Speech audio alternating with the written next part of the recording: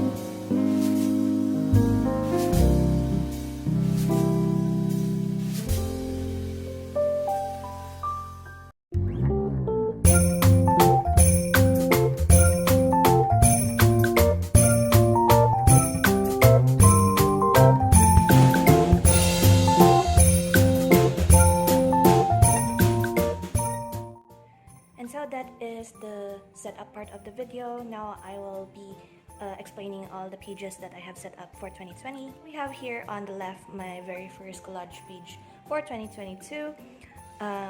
It has a lot of faces of Albedo from the screenshots of his last event. And here I just placed my word of the year, which is refine.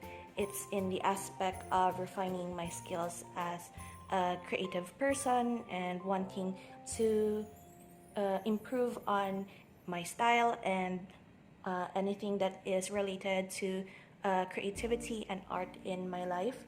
Next we have here is my goals pages. One is related with one another, divided it into personal and creative. So here for my personal goals, I basically just want to consume as much creative energy and media as I can, and would like to more keenly observe nuances and creative styles that I could maybe learn from and adapt for my own personal style as a way to, like my word of the year, refine my own personal style. As for the creative part of the goals, I basically just want to continue doing Inktober again and post the 365 pages of my journal. So this is going to be the second year where I will post as much as I can daily in my Instagram account. And I would like to maybe finish a sketchbook. And as for the digital pieces and full arts, I would like to practice more on the digital aspects of drawing. As for the Vlogtober variation, I don't necessarily vlog, so I can't really say that it is called Vlogtober. So I will try to find a variation wherein I will maybe again do everyday video for all of October next year as I did this year, and maybe learn next basic crochet since I have bought some yarn and I still have my crochet needles from years and years ago, so maybe I could learn the basics of crocheting. And my monthly mini project, which I won't be talking about that for now as it will be a surprise. I added here a blank section for stretch goals. If in the case that I have finished my previous goals up at the top, I could have a space to add more goals in.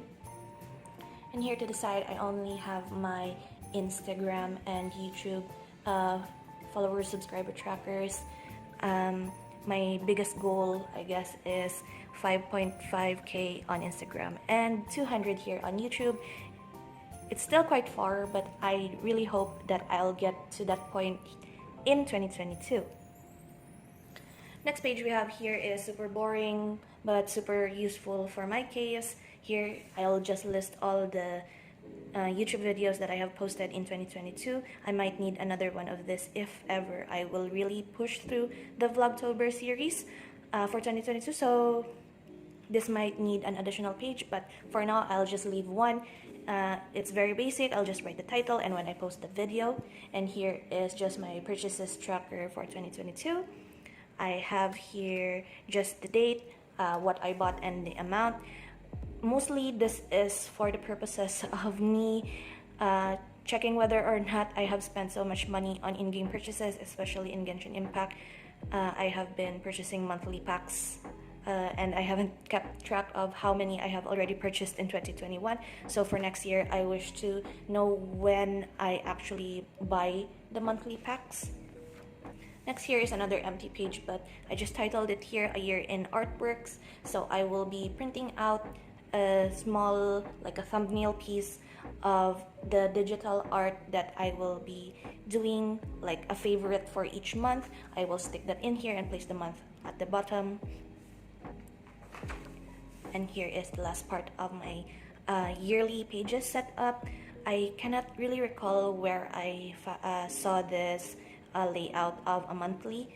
I saw it on YouTube, but I can't remember which exactly that was. So this is not my original idea. I saw this off of YouTube, and it's basically just the whole month overview wherein you place the theme of your monthly here in the small square and then write a review here at the side. So basically I have based my color palette for my 2022 pages from Albedo again, but since it is still my favorite colors, browns and golds and yellows, so this actually makes me very happy. And so that is it for today's video. I will be setting up my January pages sometime maybe the end of the month. And so that is it for today's video. Thank you so much for stopping by and joining me set up my pages for the coming year. And I hope to see you again in another video. So until then guys, bye bye.